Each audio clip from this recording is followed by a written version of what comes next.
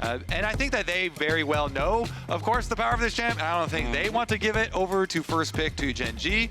So I would assume that they are not going to give that in trade for really anything. Yeah, I'm trying to figure out what the first pick would be in that situation, though, because like Yone taken away, probably going to get something like the Sejuani ban probably coming through here. Aurora's still up too. Aurora, yeah. To be fair though, I haven't really been overly like confident on the Aurora pick. I think it's like, it probably looks really good in scrims where you get to catch someone and pop off, but I feel like in organized team fights it hasn't had quite the same impact. So I am curious to see if it is just okay, gonna be it again, but I'm still waiting to be blown away by this pick. Yeah, I mean, if they were willing to not ban Yone on red side and then pick up the Aurora, then they're like definitely still willing to first pick it here on the blue side, or at the very least hover it. We'll see about the final lock-in. They got it. They got it. All right, so it's Aurora first for the side of Gen.G. Jax, Smolder, Maokai banned out by their side. Hanwha going to go ahead, take out that Yone like we were talking about, alongside the Nidalee and the Ziggs. You know, Chovy, coming from North America, where Nidalee is just nothing but a bait pick all the time, I have to remember when we get to these international competitions that, oh yeah, you really do have to ban this away from Kiin. Like, this is a real champion now. Yes, you certainly do. And it is actually going to leave open another Vi combination here. So again, similarly to the previous ones that we saw, it's like you go for an AEP, like kill-oriented matchup with Vi. The Ahri, of course, is very popular. They're going to go AEP topside first, as Rumble has just been spam-picked even after the nerfs. Seems like nobody cares. On the other side, they actually instantly take away that Ahri possibility and pair it again themselves with the Nocturne. This could set up for Zeka to go for Silas. It's always worked relatively well in towards the Ahri, and well, instead he's going towards the other pick that he made his name. That is world champion of 2022, Zeka, to you there. Put some honor on that. Yeah, on the Akali. Oh man, this is beautiful. Back at Worlds and back on Akali here after a Yone game. Beautiful stuff. Very, very excited for this second match. And with HLE already having advantage in this series, like I'm feeling so much pressure for Gen.G now, and we're not even done with the draft for game 2. Yeah, and the interesting thing here for me is, although the sides are swapped, Gen.G's running it back from game 1, right? Like, you look at the 3 champions that they've picked, we're doing the exact same stuff. Meanwhile, on Hanwha Life, everything's looking a little bit different here. Yeah, I do like the Renata ban, though, because that was kind of clutch in a lot of games where it was going to be, hey, we can dissuade you from that big dive, which you can already see Hanwha setting up for. So I'm curious if we get the Ezreal and the Kai'Sa ban now coming through on towards Viper, just to deny that easy follow-up. And then it becomes a case of, what do you want to try and take into that AD carry position when so many of those easy self-reliant champions are removed from the pool? All right, Renata, Xayah banned away, Ezreal banned away. Remember that Ezreal was also banned last time. Kind of vibing, actually. Yeah. My jet lag brain started dancing. Just having a great time, dude. I respect that. You know what? Live your best life. We got some good games. We got some chill beats. We might as well relax. How else would you want to spend your weekend, you know? All right, what else we got? Kai'Sa. Yeah, Viper's been scary. All right, we take out the Kai'Sa possibilities with the dive. Of course, even with just the Vi, you're already scared about any of the setups for that champ. And by banning out the Kai'Sa, you also kind of break up and lower a little bit the Rell priority. And so you're like, please, Delight, don't just combo us again and win the entire fight. Viper's definitely been a Jhin lover, so we're gonna have some more long range, more CC as well from this champ. A lot of possibilities here actually for HLE for some kind of drawn out team fights. But also then the counter pick for Delight, which is going to work out fantastically as well. You just saw how good he was in the Rell, but now you get to answer for whatever Lehends wants to go for. Yep. With the Kalista hovered, I'm still imagining something like an Alistair probably for Lehends, and maybe you just gift the Rell across, just saying, hey, I can answer into so many of these knockups having the Alistair, and that repeat send into the Fate's Call just gives so much bounce house potential to Gen.G.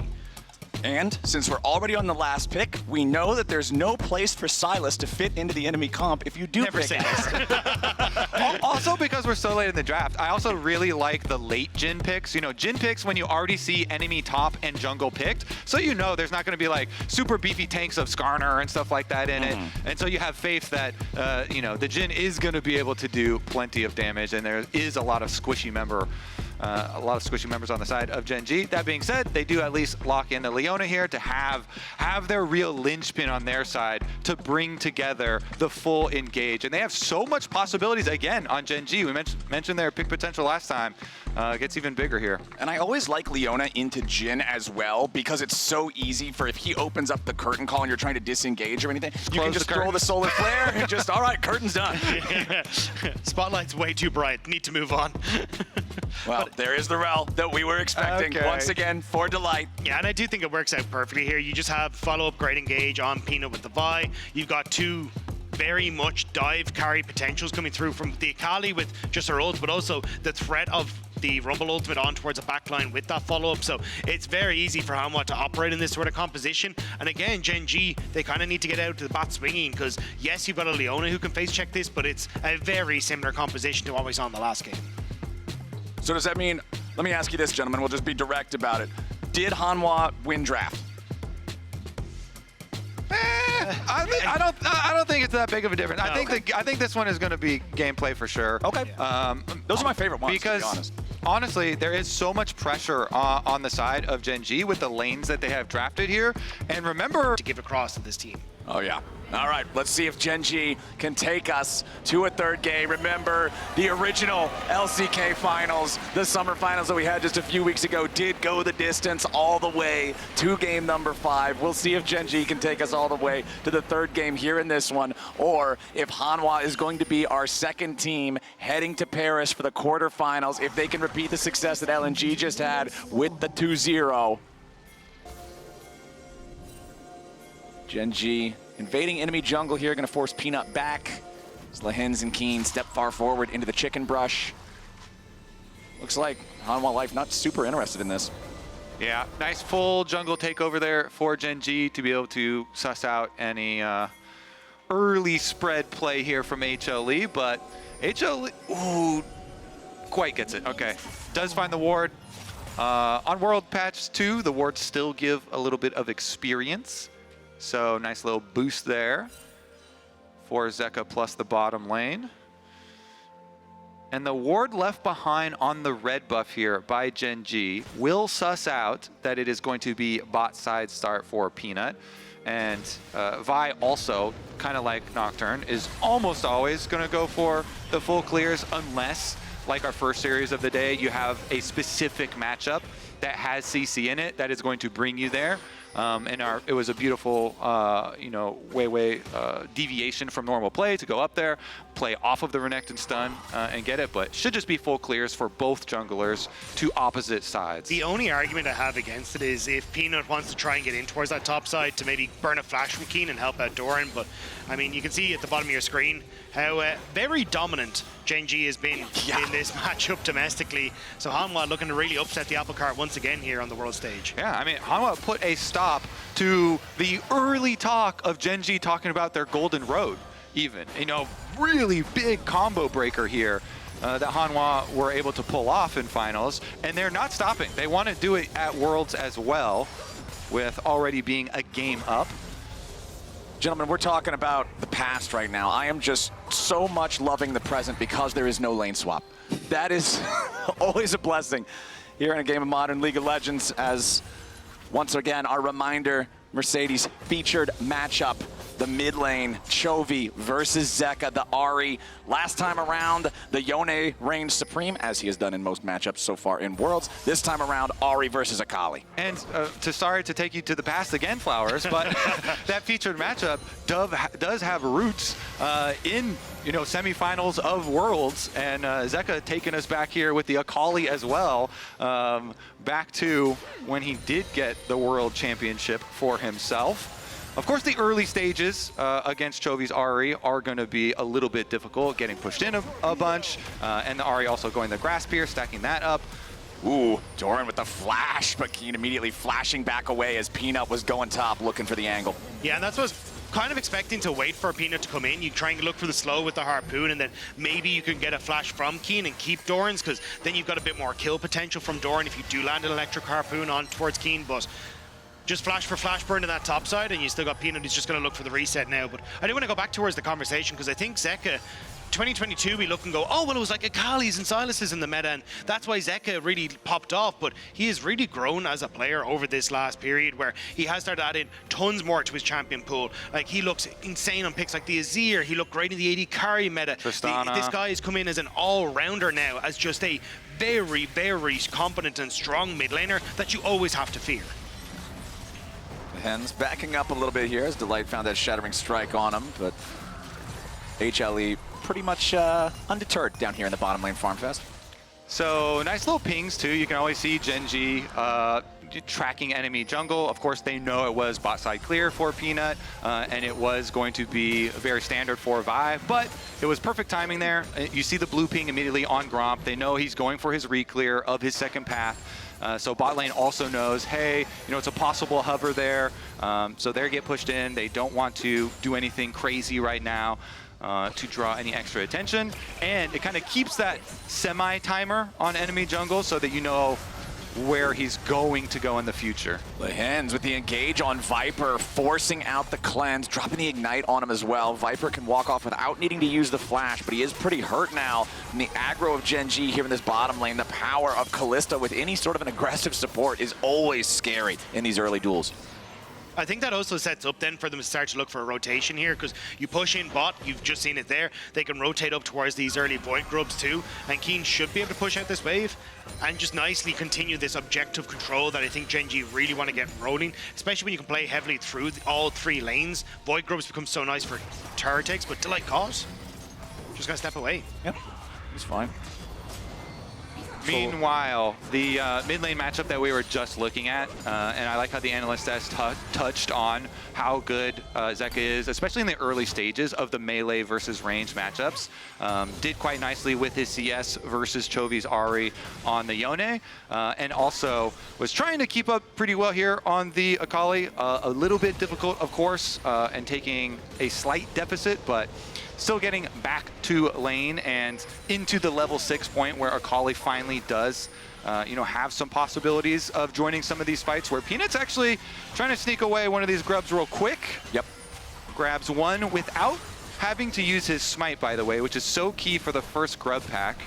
I don't know if he'll actually try and go right back and steal one away, but sometimes you can kind of wrap around and steal one away, see if enemy jungler use their smite, but he's not even going to go check. The job is done. You just need one, again, out of the first pack to put the threat of 4 on second pack. And I think he's just going to move down over towards this dragon. Even though you look at the reset coming through from Viper, they know that Peyz has just gone for the reset themselves, so they're just going to match Zeka. Goes aggressive on towards Chovy. Yeah, using that smoke screen to continue pushing forward, but with Lehends and Delight both joining in. Now Zeka's got to try to be a little bit more careful. Perfect execution to get himself back away to the safety of his own turret. But Akali now with half HP and no flash will not feel confident trying to go down and join this fight for the Drake. So that means Peanut's just got to give it up as Gen.G walks their troops in and secures this objective. That is so massive for Gen.G, and big credit to Lehends for positioning and timing and being there to be able to get Zeka's ult on the Akali plus the flash. Means you now don't really have to worry about any of the early burst damage and early possibilities of even getting, money to snowball into the Ahri. Plus, you chase them off the objective trade there. They get the extra grub as well as the dragon. Thanks for the leash, Mr. Peanut. But they already got mid-priority first, and mid-priority very, very, very frequently does translate into those neutral objectives. So nicely kind of cascaded from mid lane by Gen.G here to once again put themselves into a position to control the dragon stacking.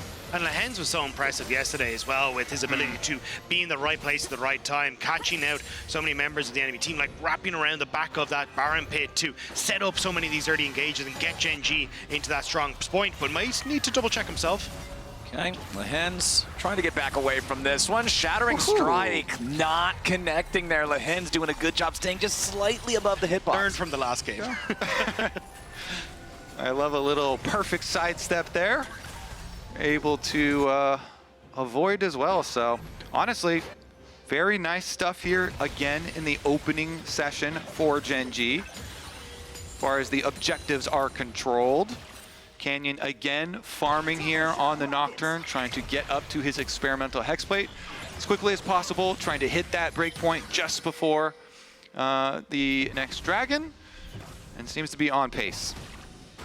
All right, still pretty calm early game, similar to last time around. The team's just not interested in all the PvP angles, instead just farming it up, getting to the point where they feel like they're better suited to find some of those bigger fights, I would suppose. Gen.G with a nice early lead, though, about 800 gold or so. But that's what we are kind of expecting from Gen.G coming into this, right? You have 3 pushing lanes, just let them do their thing and start to get these lane advantages, and you can see the CS numbers are coming through for them in every single lane with those advantages. So just take it slow, play for push, play for void grubs, reset, come back out, then use those void grubs to threaten towers, look for your next dragon.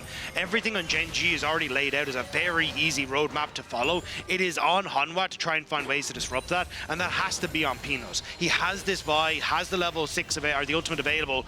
Look for a play on towards Peyz. Try and burn some of these early summoner spells, and maybe then that gives you that window to take the advantages out of Gen.G's hands. And that's something that we were already talking about in game number 1, is Peanut is definitely the guy who can make those plays happen. He can find those angles, he can find those engages.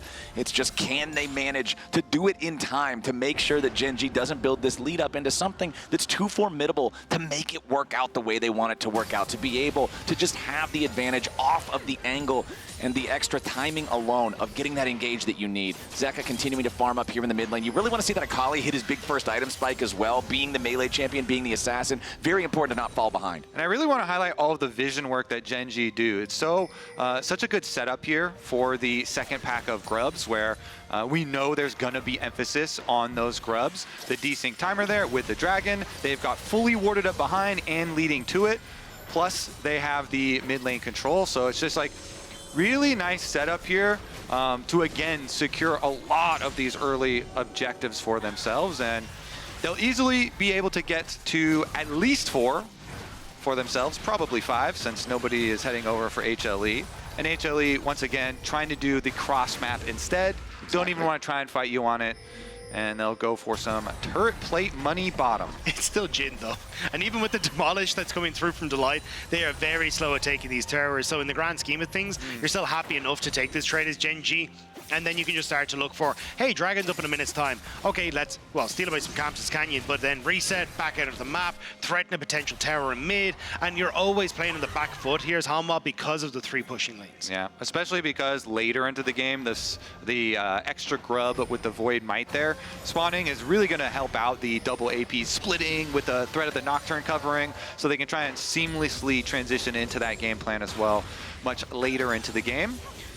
Let's see about the setup for that dragon that you mentioned, though, because that is the area that HLE kept their vision in, and they do have the bit deeper of the ward there through jungle. Lehends, though, moving right in, on schedule, ahead of dragon arrival, clears out the critical brush there that has determined so many dragon teamfights. Try and set himself up with a good position to engage. Hanwha could try and go for some sort of cross map, but I'm kind of keeping my eyes on Delight because it feels like he's going to be the arrow that points the direction that they want to go.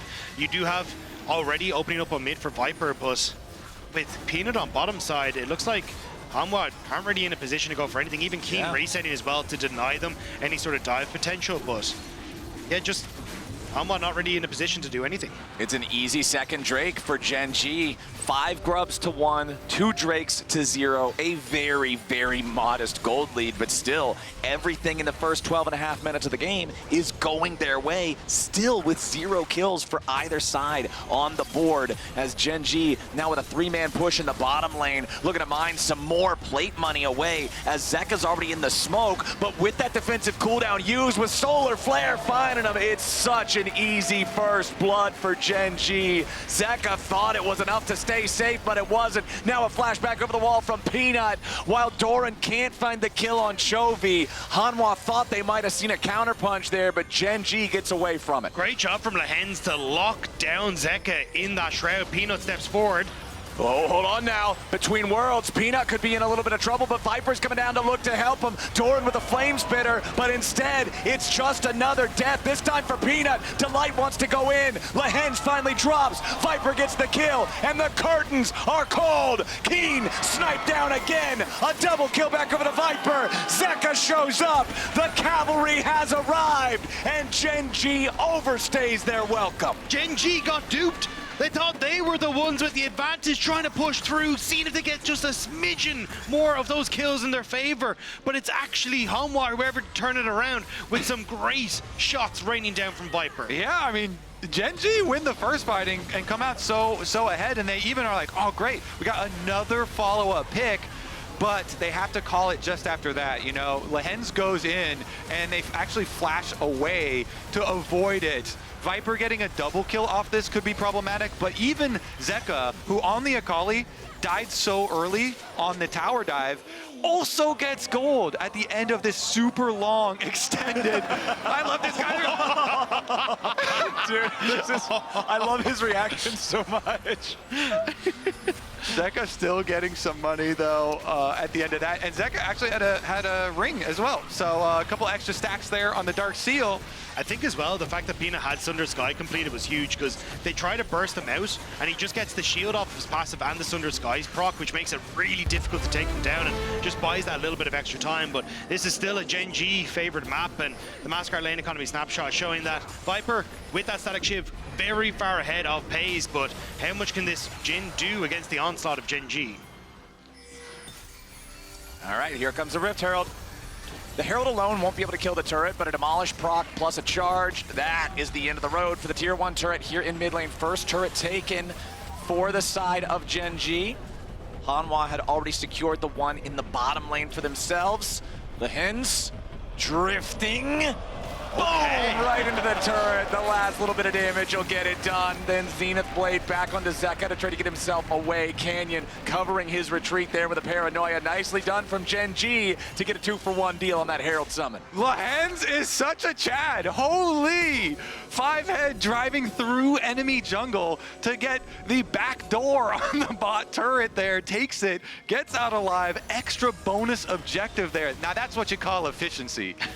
That's how you drive a Rift Herald, man. When they first made this change in the game, we saw so many people wreck the Herald into a wall or drive it a little bit silly. Everybody's got their license now. Everybody knows how to drive this thing, and Lehends might as well be a professional at it. This guy knows how to maneuver that Herald through enemy territory. Gen.G, still though, they're only 500 gold ahead, despite the fact that they've had the lead for the longest time in the game because of that counterattack that Hanwha had underneath the tier 1 turret earlier. It's still so close. I think the difference though is now Gen.G have 2 of those outer towers down, and they get to just use these aggressive lanes now to push Hanwha back further and further on the map, then drift up towards this top side, take the top tower, and then just continuously keep them pushed back.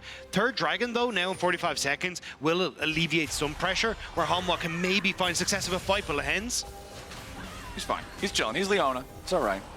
He's a very lonely Leona though, so I got a little nervous. Leona. Well, luckily he's got some buddies now. He can get back to the safety of Chovy right next to him. Hanwha going to take the opportunity, just get this mid lane shoved up. Oh, unlucky for Jhin. Deadly Flourish missed just by a sliver. But, oh well, Doran farming a bottom lane here now on the Rumble as well. Does have his Proto Belt, is level 12, so he has the second level of the ulti. We know that Rumble is a mid-game team fight monster, and I want to see if HLE can find an angle to really get the most out of that. And Viper himself, even though he used his flash offensively in that bot side play to collect the extra kill, his flash is going to come off cooldown just a couple seconds after Dragon, so it's going to be ready.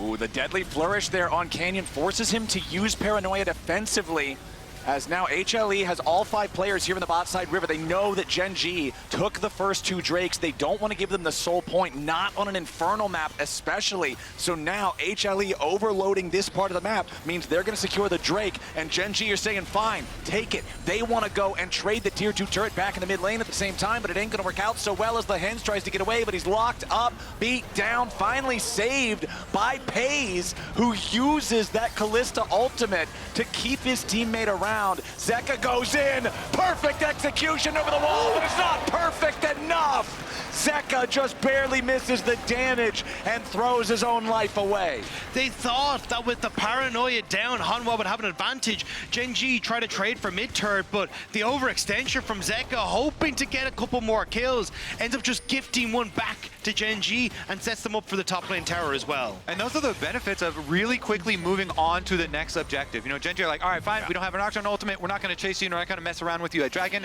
They immediately went mid lane to push on mid lane, and then as soon as the rest of HLE are rotating over, they kite backwards. And even with it getting a little dicey, Lehends taking a large amount of damage before the Kalista ult came in, it just even kind of acted as bait there, as they're able to flash over the back of Baron Pit, draw them in, and even come out with an extra kill on top of the top tower that Aurora is able to get. 3-3, 32.6 to 30.7 in the gold. Next Drake not going to spawn for a few more minutes. Baron will be alive in 40, but the game is so close. I don't really see anybody rushing towards it. We talk about Baron rushes and stuff like the previous game where we had a Varus with Bork and Ginsu. Kalista with lethality items versus and a Jhin just being Jhin. Neither one of those going to do the same level of rushing on a Baron, I don't think. Yeah, I think this is where all you really want as Gen.G is to use the pressure Nocturne creates on the map.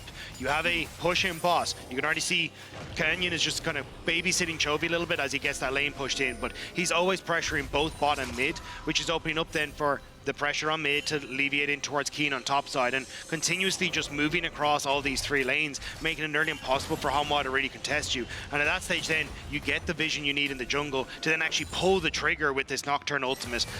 Or even if you don't for the next 3 minutes, you still get so much control for the likes of that dragon or any other objective on the map. So I think the slow and steady will continue for Gen.G here. Gen.G with all of those gold leads in every role except for the marksman role. Going back to what I was talking about in game number 1, remember when these guys are so dominant in their league, when they are running the show, it's because they're outpacing everybody. Back in the era of the AP junglers with the AD mids, back in the era it was just turbo farm, turbo farm, turbo farm. They're really good at setting that pace and making it so hard for opponents to keep up with them. It feels like you're drowning. Even if you're even in kills and the fights feel pretty close, these guys are constantly just pushing the needle ever so slightly further and further ahead. And again, in this game, setting themselves up so ahead in the objective area. Now, someone just needs to message them, hey, don't group up in front of Delight, even if you get a kill. Remember, Rell is in the game. Just remember, don't get jumped on there. And as long as you're able to do that and leverage the tools that you guys are talking about, they should be able to have these incremental advantages with the extra leverage of threat of Nocturne ultimate on these side lanes pushing to be able to get small leads here and there to be able to push in and get the positioning that they want. Again, the deeper wards are all theirs. They're the ones with the ward behind Raptor Pit, behind Red Pit here. Even as Delight's trying right now to clear as much as he can, there are still angles here for Gen.G. So they can see you coming ahead of time and really set up their plays. I think even just getting a second item onto Kiin would be super nice as well. With a minute left on towards the next objective, these second item breakpoints are going to make such a big difference, especially when you look at, oh well, Viper now picking up his second item. You Shadow Flame kind of almost there for Zeka, but I'm not entirely sure how much gold he has. But this is where these little moments of small incremental advantages can come back to break the game open for Gen.G. That's what really the gold lead comes down to, right? It's like, okay, you can be X amount of gold ahead, but if it doesn't result in a meaningful item difference, then the fight's still gonna more or less just come down to who's got the execution. Second fully completed item for Kiin, you've got the Cosmic Drive, you've got the Leandries. This Aurora can be an absolute menace if she's just allowed to do the damage in the middle of the fight. The range, of course, always being the issue. You gotta make sure you don't get caught out, don't get put in a spot where you can just get exploded. All right, they're fighting the good fight, trying to clear out some of the extra vision leading up, trying to retake their own territory. It's always dangerous re-moving in, but Delight is able to do it, even finally gets the ward onto the Baron. I mean, for the majority of the year, Gen.G was credited as being the best macro team in the entire world, and they're still just continually setting themselves up for success. And I think his little understandings of how they can get those advantages, even looking at Peyz build, he's gone for this lethality Kalista, which is all for, I get push on mid-wave and I clear these waves very quickly, but less of a massive threat when it comes towards these team fights. So I think that's why Gen.G still need to be a little nervous as they enter in towards this very dark dragon area. I mean, basically everybody in this game is pretty squishy. We've got some tanky targets, you know, the Leona, the Rell, the Vi, but there's a lot of very viable kill targets, even on both teams. So let's look at the setup here once again. Always spot Delight. Lehends chases him out. Zeka Setting up for maybe a pincer attack here. Delight's going to be stunned up at the very start of the fight. He tries to get away, but he's sent into the fear. He's sent into the graveyard. Canyon grabbing the first kill there as now he has to disengage. Hanwha Life have already lost their clutch factor. They have no way to try to approach this fight now. Yeah, actually so smart. Lehends just run straight at Delight. They push him out of the brush. Immediate Nocturne ultimate. They immediately jump on him and take away all that possibility of the setup. Beautiful stuff here from Gen.G to even get themselves to a soul point pretty quickly into the game, considering they gave up one of the Infernal Dragons and they're not even done. Ooh, Doran with the flash over the wall to try to escape. But as soon as that summoner spell is down, Aurora's going between worlds and Doran is trying to get all the way back to safety. Peanut down to 100 HP. Peyz jumps forward with a beautiful shot from the Pierce to take him down. Doran didn't realize he was backing on a ward and didn't want to blow that summoner spell early because flash is the only way he can get out of that Aurora ult. And as soon as he does, Kiin picks him off and they say, or well, sets up for the pick, and it's actually they turn on to Peanut to actually finish off the jungler from Hanwha instead. Gen.G looking good here in the second game, now on soul point in 4 minutes. An infernal soul threat on this team could be absolutely harrowing for HLE, but they're having such a difficult time getting close. Gen.G getting so much value out of this Nocturne ulti like you're talking about. Every single time there's one of those big moments. And these guys are so good at team fighting, both teams, that just that little bit of extra pause that you have to have because it's so dark, I feel like is making such a difference in HLE not being able to respond to Gen.G.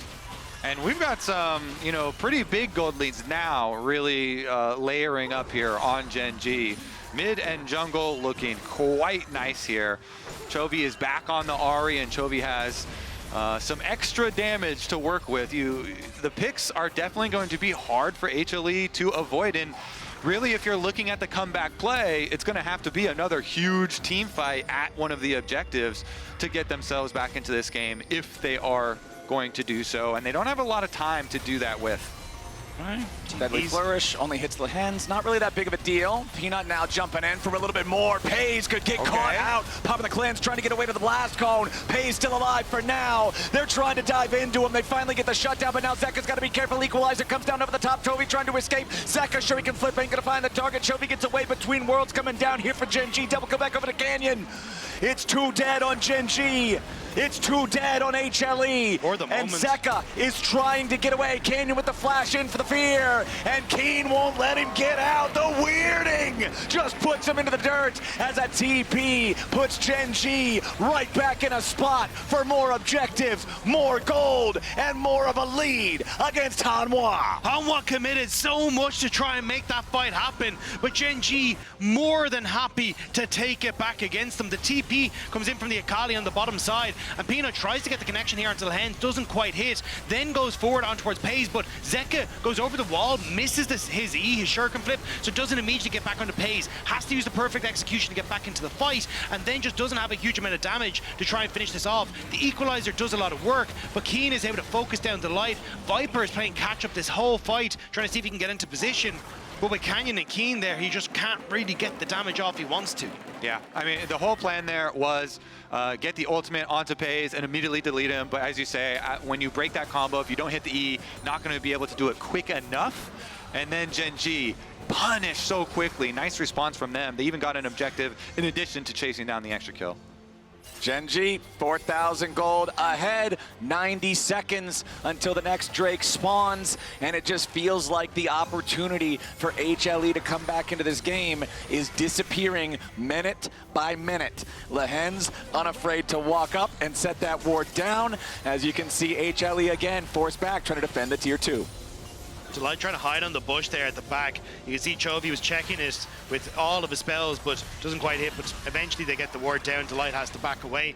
But it's Kiin pushing in this top side, spreading Hanwha thin across the map once more. And with Dragon in 50 seconds, you've already got the control you need as Gen.G to pick up that soul for yourself. Hanwha desperately needs something. Maybe that Infinity Edge for Viper is enough, but they need so much to work in their favor in this next fight. Well, Let me remind you of a game state just an hour ago where Gen.G was poised to essentially lock the game in for themselves. They had a great pick, they were heading towards the soul, and then Delight changed the entire momentum of the game. I feel like if you're Gen.G right now, that's gotta be in your mind, and they know they need this approach to be clean with 15 seconds left on the timer before that soul spawns. It's funny because I know that play is going to be referenced all tournament long now. Here we go. You better believe it. But Canyon popping the paranoia, solar flare lands. They found a lot of damage under the light. It's hard to find a counterattack like that, and Peyz gets the kill. Now he's got to be careful because Peanut and Zeka are ready to take him down. Viper getting away on the top half of the fight at the same time, but Gen.G is just cutting through everybody. Kiin gets back away across the veil. The shutdown on Viper, and Gen.G get it done. Gen.G are out for blood. They're out for vengeance. They killed Delight first every single time now. Wait, Lehends is Leona. He's tanky enough. It's fine. Doran wants to get out. Doran going crazy there looking for Chovy. All right, that's... He knows the game is slipping away, and so he wants the miracle play. You know, he wants to be able to try and do something crazy to bring it back. But again, Gen.G, Nocturne lights out. Leona ult stuns up the Rell. They go immediately onto it. Just Lehends is like, fine, Delight, you beat us last game, really nicely played, but we are going to take you out. It's also just Kiin on the back line. He puts so much threat onto Viper because everyone is diving forward, but he just locks Viper up. Viper flashes off the wall, he follows over. Doran is late to going back towards him. And you can see he never gets to open up with the curtain call. That's how that Jhin is supposed to operate in this composition. Everyone goes forward, he stays way back in safety and just fires from afar, but it's Kiin putting that pressure, disrupting the Hanwha game plan. Yeah, we're seeing a lot of value out of the Aurora pick. Plus, this time around, Gen.G, in order to enact this game plan, did not give away the Yone. So the Yone card is also not in the game. Very important card. Since they were, since Gen.G was on blue side this time around. And looks like this Baron here should be burned down. HLE time is really running out for them, so you know their desperation meter is just like through the roof now. We kind of already saw it with the Doran play, but you know, they're just like any sort of play that even looks half good, we should just go for it.